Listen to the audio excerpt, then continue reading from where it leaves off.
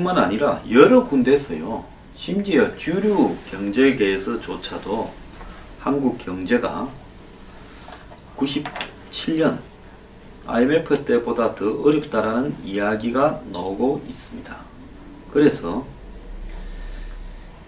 한국 경제에 세 번째 위기가 닥친다. 첫 번째 위기는 97년 IMF 때고, 두 번째는 2008년 금융위기 때고, 이제 세 번째 위기가 닥칠 거다라는 이야기가 나오고 있습니다. 그래서 97년에 한 번, 2008년에 한 번, 얼추 10년이죠. 그리고 또 내년쯤에 2017년쯤에 10년 주기설이 다시 밀려오고 있다, 이런 이야기입니다. 경제는 가만히 놔둬도 지금 무너지기 직전인데 겨우 숨도 쉴까 말까 한 이런 경제, 지금 모든 것이 안 좋습니다. 자, 기업의 제조 가동률도 떨어지고요, 수출은 계속 줄어들고 있고, 더 나아가서 소비도 지금 지갑이 문을 닫고 있고, 자영업자들은 무너져 가고 있고, 주요 대기업들은 지금 구조조정이 시급히 필요하고, 5개 위기 업종이 무슨 철강, 조선부터 시작을 해서 건설, 석유, 화학 등 곳곳에 넘쳐나고 있습니다. 그런데도 어디에도 제대로 구조조정조차도 되지 않고, 정치는 이걸 수습해야 될 행정은 최순실 박근혜 게이트로 인해서 거의 손을 놓고 있습니다.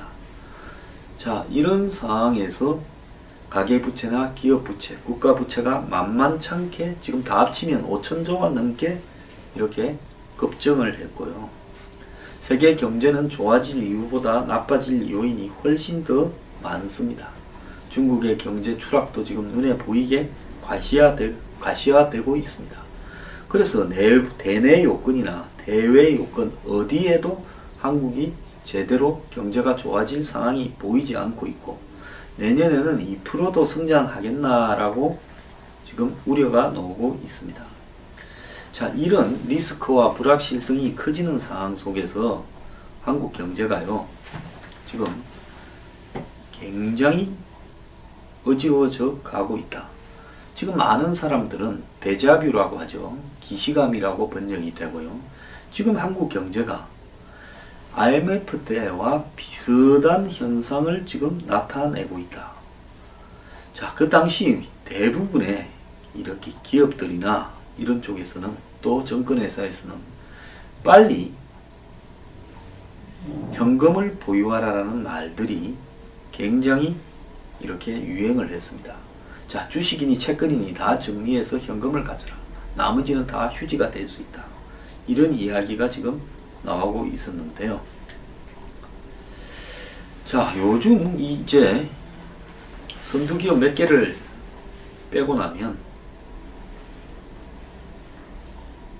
대다수의 주요 기업들이 수익이 바닥을 기고 있고, 총 매출 원가에서 임금이 차지하는 비중이 점점 더 커지면서 기업의 한마디로 효율성은 땅에 떨어지고 있습니다.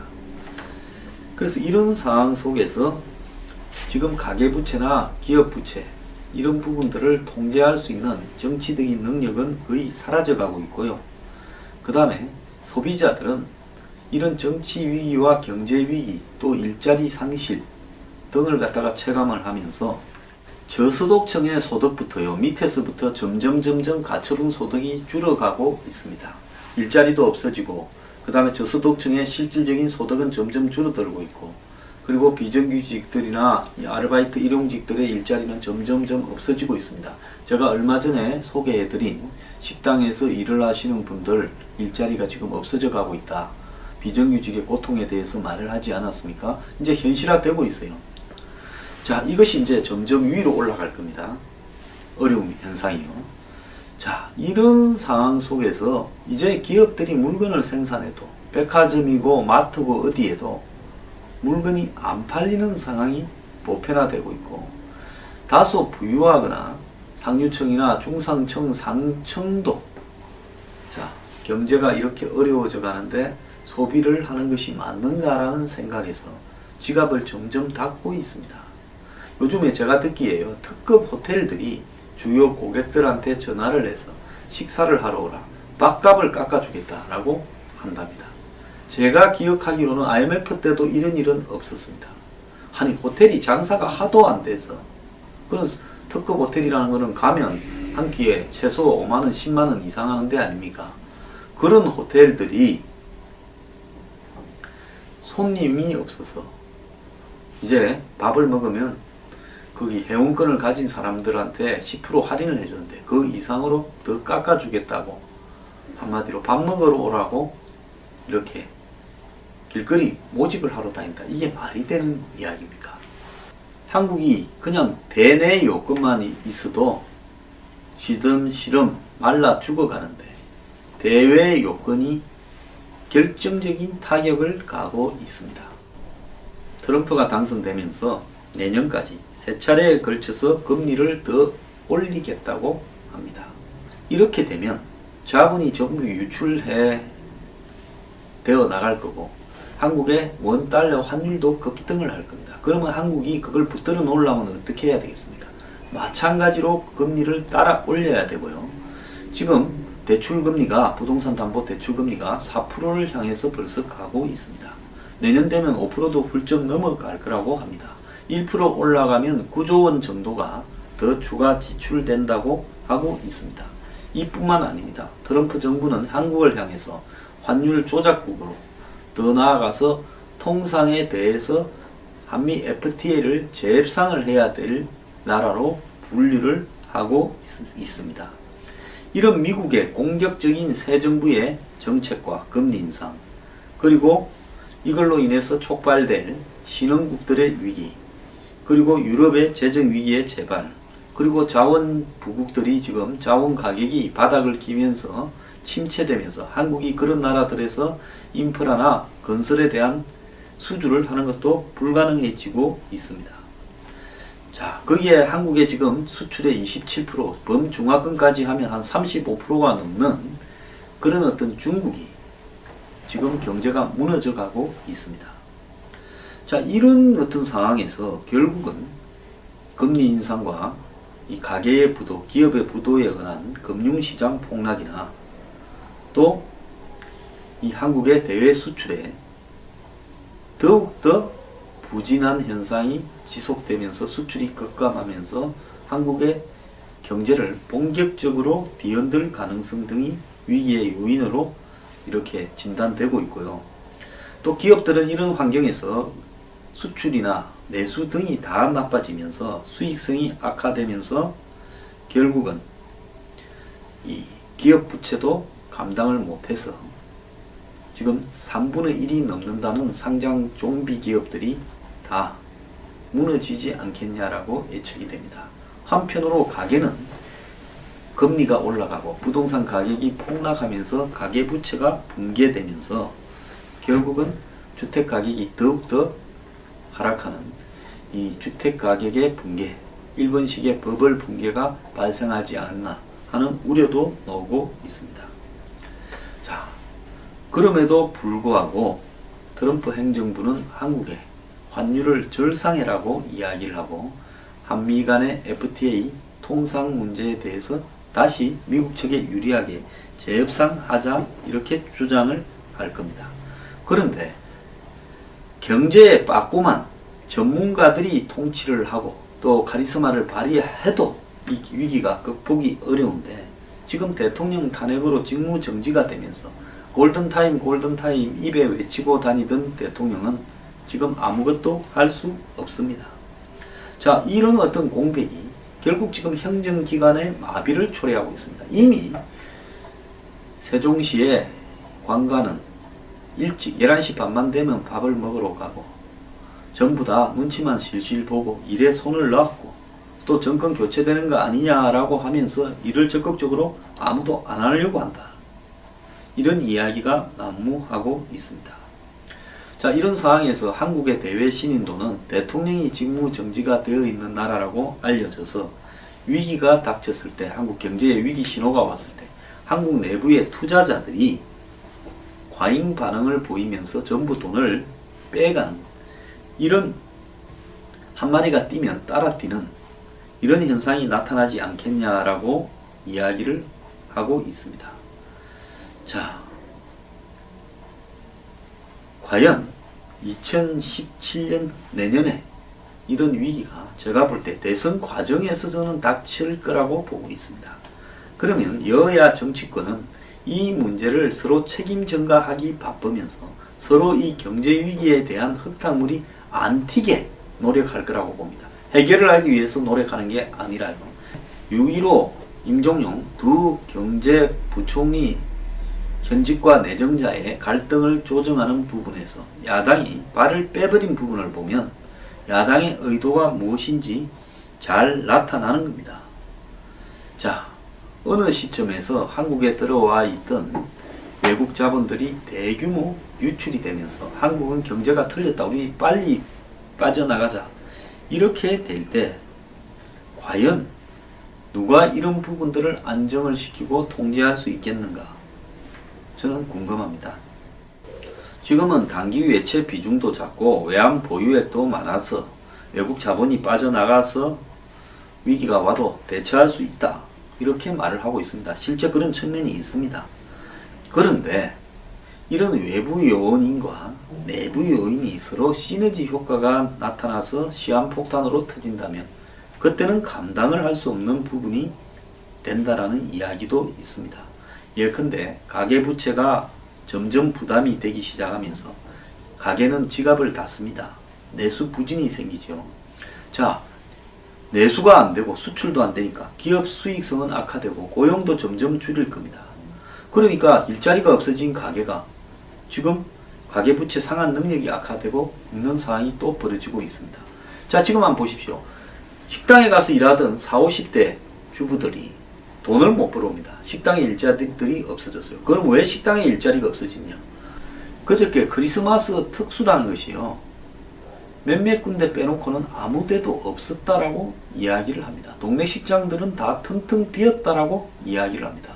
그럼 왜 이러느냐? 옛날에 막년회를 하거나 기업에서 회식하거나 이러면서 또 접대하거나 이런 수요가 거의 다 사라져 버렸어요. 기업이 안 좋다 보니까요.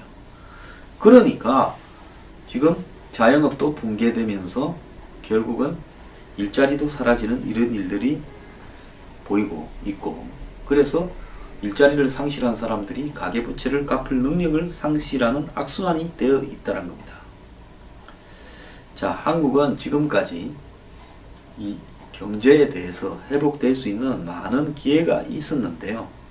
그런데 문민정부 들면서 20년 이상을 나쁜 방향으로 점점 안 좋은 일만 했습니다.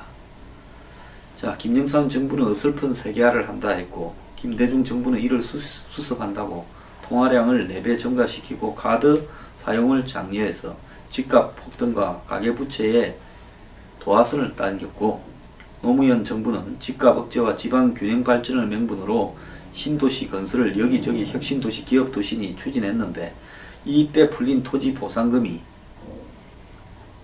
집값을 갖다 더 올려서 가계부채도 더 급증시키고, 이명박 정부는 금융위기를 맞이해서 고환율 정책을 밀고 나갔는데 일부 수출 대기업만 재미를 보게 했고 나머지 국민들은 고통을 겪었으며, 이 수출 대기업들이 돈을 많이 버니까 임금을 많이 올려줬는데 이것이 다른 영역으로 확산되면서 실제로 능력이 딸리는 기업들이 수익률이 급격히 저하하는 현상을 만들었습니다.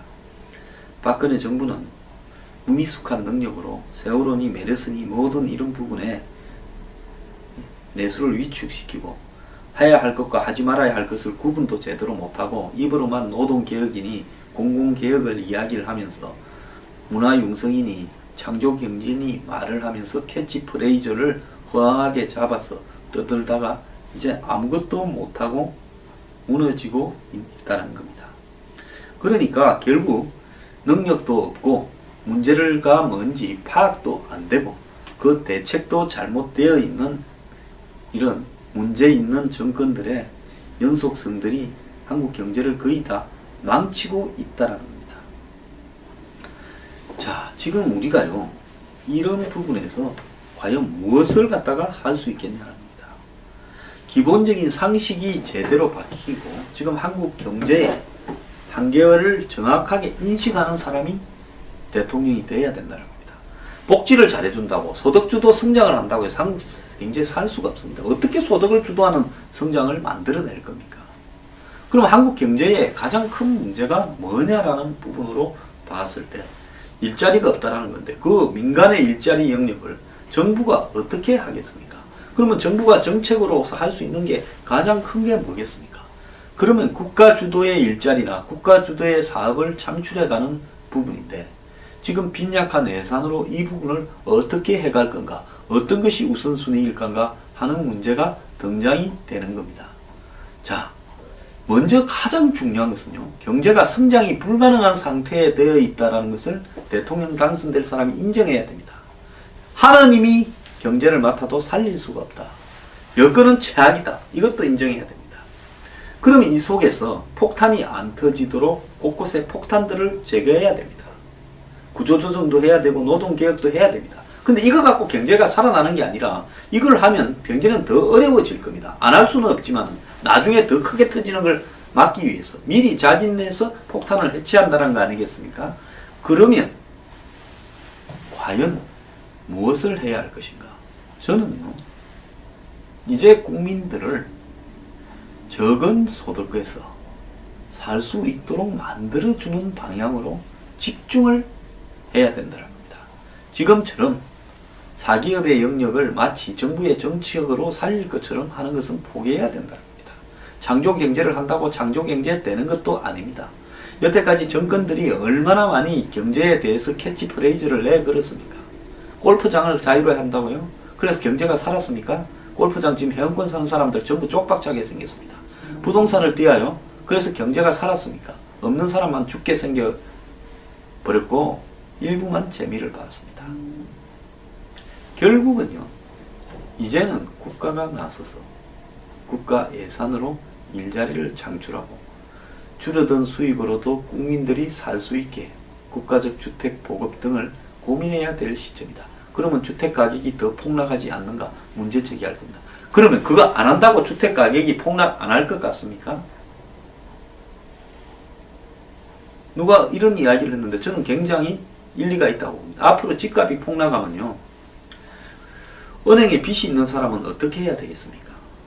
집값이 폭락한 부분에 빚을 못 갚습니다. 그럼 손을 놔야 될 거 아닙니까? 내가 만약에 은행에 7억짜리 집을 샀는데 은행에 빚이 3억 있다. 자, 원리금을 갖다가 내는데 못 낸다.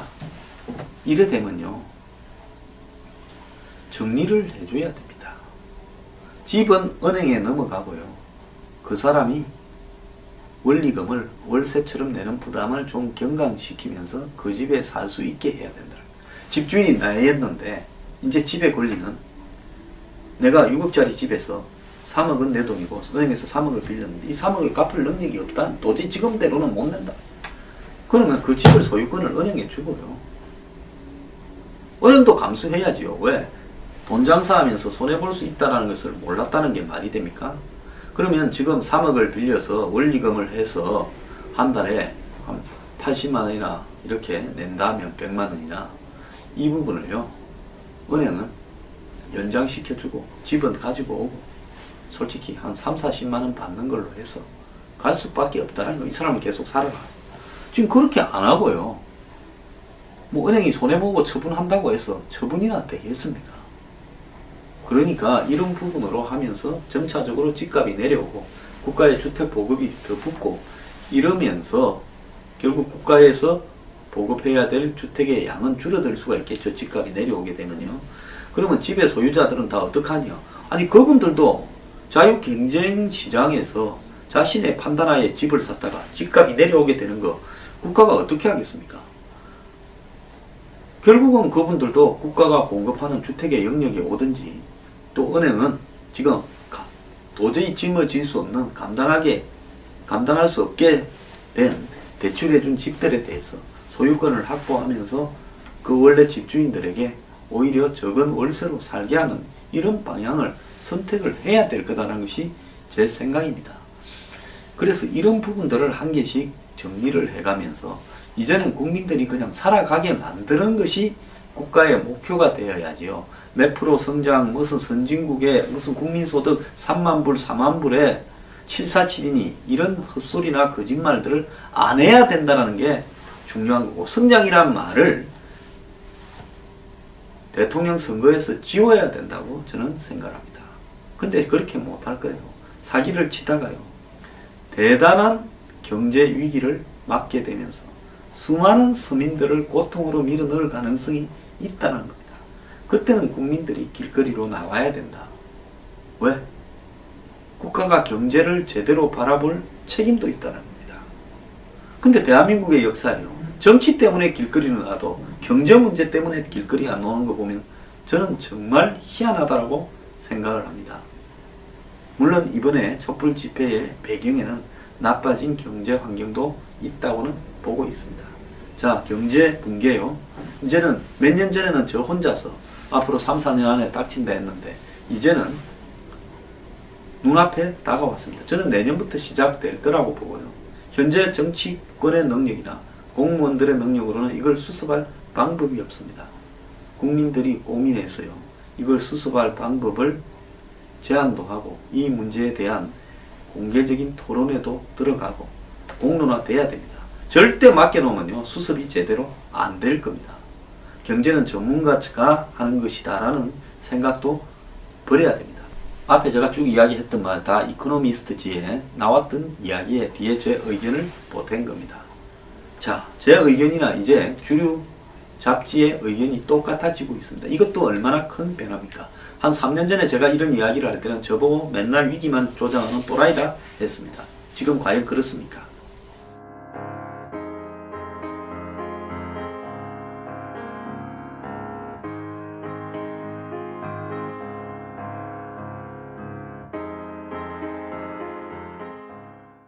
그럼 한국 경제의 가장 큰 문제가 뭐냐라는 부분으로 봤을 때 일자리가 없다라는 건데 그 민간의 일자리 영역을 정부가 어떻게 하겠습니까?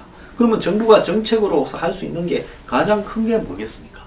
그러면 국가 주도의 일자리나 국가 주도의 사업을 창출해가는 부분인데 지금 빈약한 예산으로 이 부분을 어떻게 해갈 건가? 어떤 것이 우선순위일 건가 하는 문제가 등장이 되는 겁니다.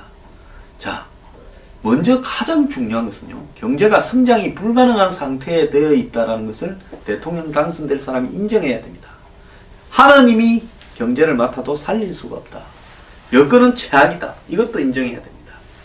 그러면 이 속에서 폭탄이 안 터지도록 곳곳에 폭탄들을 제거해야 됩니다.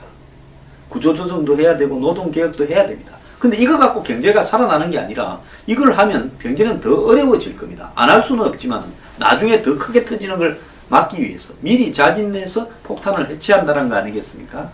그러면 과연 무엇을 해야 할 것인가? 저는요. 이제 국민들을 적은 소득에서 살 수 있도록 만들어주는 방향으로 집중을 해야 된다는 겁니다. 지금처럼 사기업의 영역을 마치 정부의 정치력으로 살릴 것처럼 하는 것은 포기해야 된다는 겁니다. 창조경제를 한다고 창조경제 되는 것도 아닙니다. 여태까지 정권들이 얼마나 많이 경제에 대해서 캐치프레이즈를 내걸었습니까? 골프장을 자유로 한다고요? 그래서 경제가 살았습니까? 골프장 지금 회원권 사는 사람들 전부 쪽박차게 생겼습니다. 부동산을 띄어요? 그래서 경제가 살았습니까? 없는 사람만 죽게 생겨버렸고 일부만 재미를 봤습니다. 결국은요. 이제는 국가가 나서서 국가 예산으로 일자리를 창출하고 줄어든 수익으로도 국민들이 살 수 있게 국가적 주택 보급 등을 고민해야 될 시점이다. 그러면 주택 가격이 더 폭락하지 않는가 문제 제기할 겁니다. 그러면 그거 안 한다고 주택 가격이 폭락 안 할 것 같습니까? 누가 이런 이야기를 했는데 저는 굉장히 일리가 있다고 봅니다. 앞으로 집값이 폭락하면요. 은행에 빚이 있는 사람은 어떻게 해야 되겠습니까?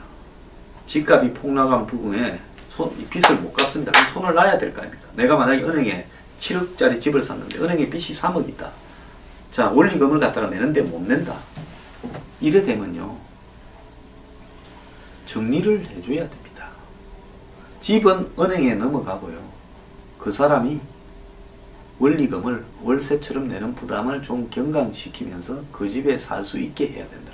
집주인이 나였는데 이제 집에 걸리는 내가 6억짜리 집에서 3억은 내 돈이고 은행에서 3억을 빌렸는데 이 3억을 갚을 능력이 없다. 도저히 지금대로는 못 낸다. 그러면 그 집을 소유권을 은행에 주고요. 은행도 감수해야지요. 왜? 돈 장사하면서 손해볼 수 있다는 것을 몰랐다는 게 말이 됩니까? 그러면 지금 3억을 빌려서 원리금을 해서 한 달에 한 80만 원이나 이렇게 낸다면 100만 원이나 이 부분을요, 은행은 연장시켜주고 집은 가지고 오고 솔직히 한 3, 40만 원 받는 걸로 해서 갈 수밖에 없다는 거. 이 사람은 계속 살아가. 지금 그렇게 안 하고요. 뭐 은행이 손해보고 처분한다고 해서 처분이나 되겠습니까? 그러니까 이런 부분으로 하면서 점차적으로 집값이 내려오고 국가의 주택 보급이 더 붙고 이러면서 결국 국가에서 한마디로 효율성은 땅에 떨어지고 있습니다.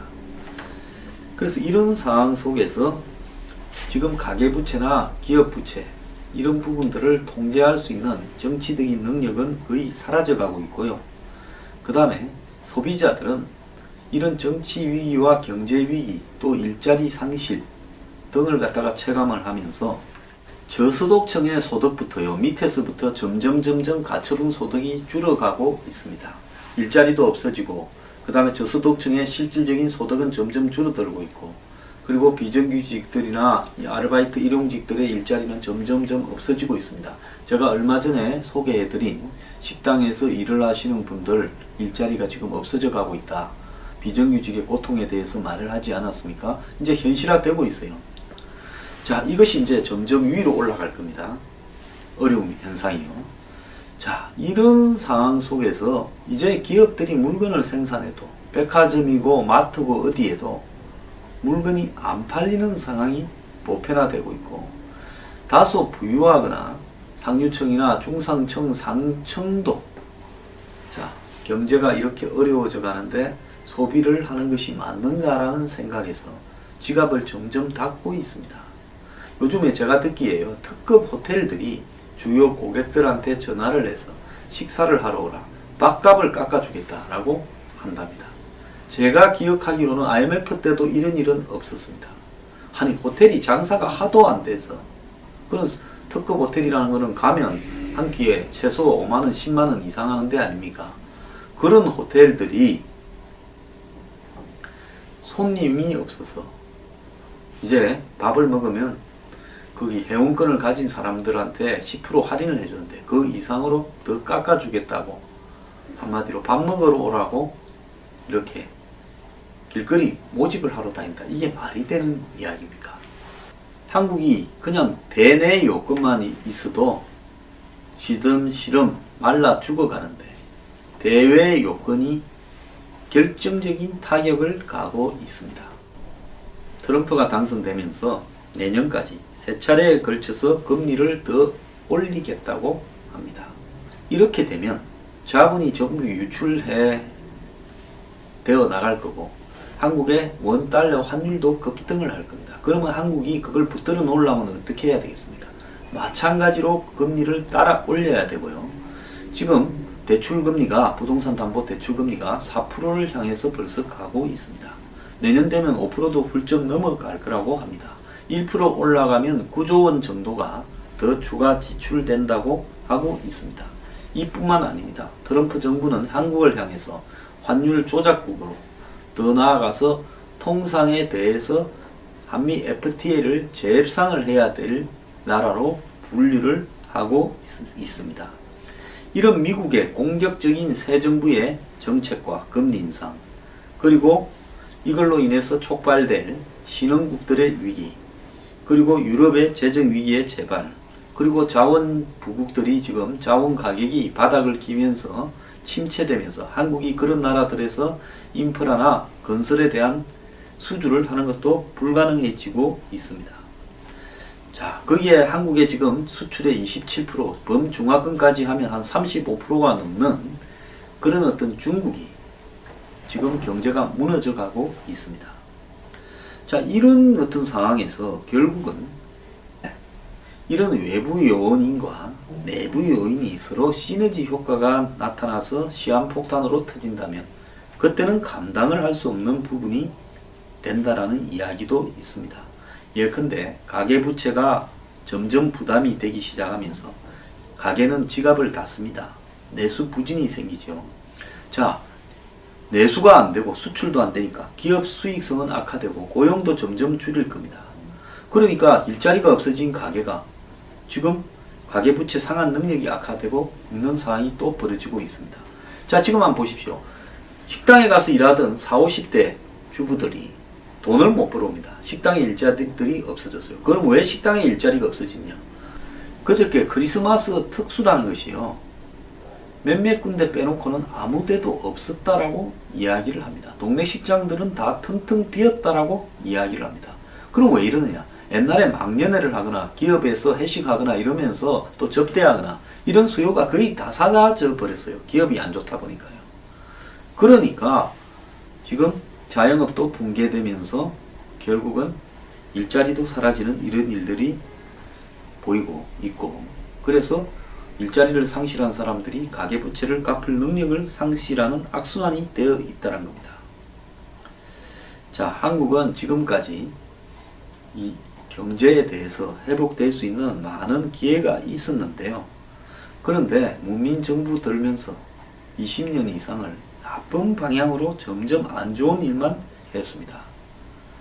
자, 김영삼 정부는 어설픈 세계화를 한다 했고, 김대중 정부는 이를 수습한다고 통화량을 4배 증가시키고 카드 사용을 장려해서 집값 폭등과 가계부채에 도화선을 당겼고, 노무현 정부는 집값 억제와 지방 균형 발전을 명분으로 신도시 건설을 여기저기 혁신도시 기업도시니 추진했는데, 이때 풀린 토지 보상금이 집값을 갖다 더 올려서 가계부채도 더 급증시키고, 이명박 정부는 금융위기를 맞이해서 고환율 정책을 밀고 나갔는데 일부 수출 대기업만 재미를 보게 했고 나머지 국민들은 고통을 겪었으며, 이 수출 대기업들이 돈을 많이 버니까 임금을 많이 올려줬는데 이것이 다른 영역으로 확산되면서 실제로 능력이 딸리는 기업들이 수익률이 급격히 저하하는 현상을 만들었습니다. 박근혜 정부는 무미숙한 능력으로 세월호니 메르스니 모든 이런 부분에 내수를 위축시키고 해야 할 것과 하지 말아야 할 것을 구분도 제대로 못하고 입으로만 노동개혁이니 공공개혁을 이야기를 하면서 문화융성이니 창조경제니 말을 하면서 캐치프레이즈를 허황하게 잡아서 떠들다가 이제 아무것도 못하고 무너지고 있다는 겁니다. 그러니까 결국 능력도 없고 문제가 뭔지 파악도 안 되고 그 대책도 잘못되어 있는 이런 문제 있는 정권들의 연속성들이 한국 경제를 거의 다 망치고 있다는 겁니다. 자, 지금 우리가요, 이런 부분에서 과연 무엇을 갖다가 할 수 있겠냐는 겁니다. 기본적인 상식이 제대로 바뀌고 지금 한국 경제의 한계를 정확하게 인식하는 사람이 대통령이 돼야 된다는 겁니다. 복지를 잘해준다고 소득주도 성장을 한다고 해서 한국 경제에 살 수가 없습니다. 어떻게 소득을 주도하는 성장을 만들어낼 겁니까? 금리 인상과 이 가계의 부도, 기업의 부도에 의한 금융시장 폭락이나 또 이 한국의 대외 수출에 더욱더 부진한 현상이 지속되면서 수출이 급감하면서 한국의 경제를 본격적으로 뒤흔들 가능성 등이 위기의 요인으로 이렇게 진단되고 있고요. 또 기업들은 이런 환경에서 수출이나 내수 등이 다 나빠지면서 수익성이 악화되면서 결국은 이 기업 부채도 감당을 못해서 지금 3분의 1이 넘는다는 상장 좀비 기업들이 다 무너지지 않겠냐라고 예측이 됩니다. 한편으로 가계는 금리가 올라가고 부동산 가격이 폭락하면서 가계부채가 붕괴되면서 결국은 주택가격이 더욱더 하락하는 이 주택가격의 붕괴, 일본식의 버블 붕괴가 발생하지 않나 하는 우려도 나오고 있습니다. 자, 그럼에도 불구하고 트럼프 행정부는 한국에 환율을 절상해라고 이야기를 하고 한미 간의 FTA 통상 문제에 대해서 다시 미국 측에 유리하게 재협상하자 이렇게 주장을 할 겁니다. 그런데 경제에 빠꾸만 전문가들이 통치를 하고 또 카리스마를 발휘해도 이 위기가 극복이 어려운데, 지금 대통령 탄핵으로 직무 정지가 되면서 골든타임 골든타임 입에 외치고 다니던 대통령은 지금 아무것도 할 수 없습니다. 자, 이런 어떤 공백이 결국 지금 행정기관의 마비를 초래하고 있습니다. 이미 세종시의 관가는 일찍 11시 반만 되면 밥을 먹으러 가고 전부 다 눈치만 실실 보고 일에 손을 놨고, 또 정권 교체되는 거 아니냐라고 하면서 일을 적극적으로 아무도 안 하려고 한다. 이런 이야기가 난무하고 있습니다. 자, 이런 상황에서 한국의 대외 신인도는 대통령이 직무 정지가 되어 있는 나라라고 알려져서 위기가 닥쳤을 때, 한국 경제에 위기 신호가 왔을 때 한국 내부의 투자자들이 과잉 반응을 보이면서 전부 돈을 빼가는, 이런 한 마리가 뛰면 따라 뛰는 이런 현상이 나타나지 않겠냐라고 이야기를 하고 있습니다. 자, 과연 2017년 내년에 이런 위기가 제가 볼 때 대선 과정에서 저는 닥칠 거라고 보고 있습니다. 그러면 여야 정치권은 이 문제를 서로 책임 전가하기 바쁘면서 서로 이 경제 위기에 대한 흙탕물이 안 튀게 노력할 거라고 봅니다. 해결을 하기 위해서 노력하는 게 아니라요. 6.15 임종용 두 경제부총리 현직과 내정자의 갈등을 조정하는 부분에서 야당이 발을 빼버린 부분을 보면 야당의 의도가 무엇인지 잘 나타나는 겁니다. 자, 어느 시점에서 한국에 들어와 있던 외국 자본들이 대규모 유출이 되면서 한국은 경제가 털렸다, 우리 빨리 빠져나가자, 이렇게 될 때 과연 누가 이런 부분들을 안정을 시키고 통제할 수 있겠는가, 저는 궁금합니다. 지금은 단기 외채 비중도 작고 외환 보유액도 많아서 외국 자본이 빠져나가서 위기가 와도 대처할 수 있다, 이렇게 말을 하고 있습니다. 실제 그런 측면이 있습니다. 그런데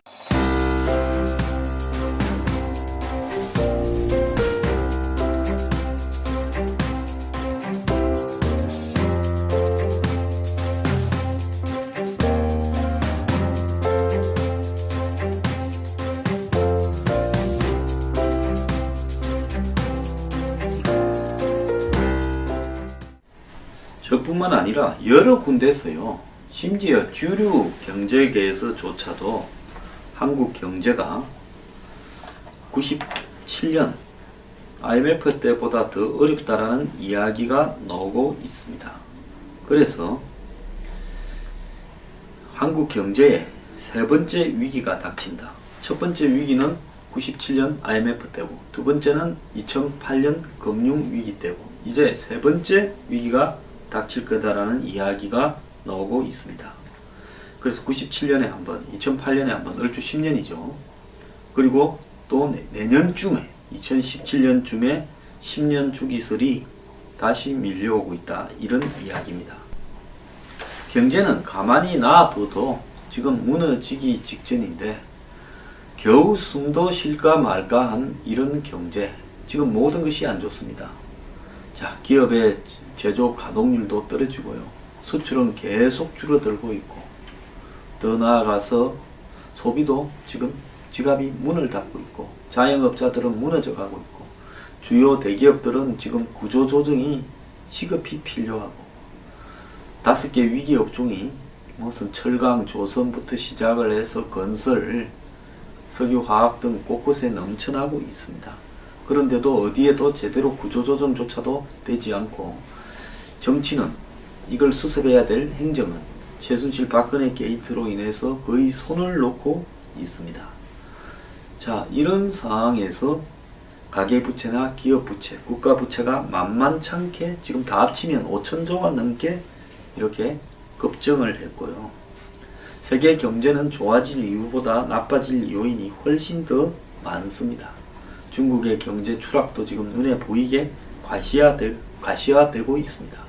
그래서 대내 요건이나 대외 요건 어디에도 한국이 제대로 경제가 좋아질 상황이 보이지 않고 있고, 내년에는 2%도 성장하겠나라고 지금 우려가 나오고 있습니다. 자, 이런 리스크와 불확실성이 커지는 상황 속에서 한국 경제가요, 지금 굉장히 어지러워져 가고 있다. 지금 많은 사람들은 데자뷰라고 하죠. 기시감이라고 번역이 되고요. 지금 한국 경제가 IMF 때와 비슷한 현상을 지금 나타내고 있다. 자, 그 당시 대부분의 이렇게 기업들이나 이런 쪽에서는, 또 정권회사에서는 빨리 현금을 보유하라는 말들이 굉장히 이렇게 유행을 했습니다. 자, 주식이니 채권이니 다 정리해서 현금을 가져라. 나머지는 다 휴지가 될 수 있다. 이런 이야기가 지금 나오고 있었는데요. 자, 요즘 이제 선두기업 몇 개를 빼고 나면 대다수의 주요 기업들이 수익이 바닥을 기고 있고, 총 매출 원가에서 임금이 차지하는 비중이 점점 더 커지면서 기업의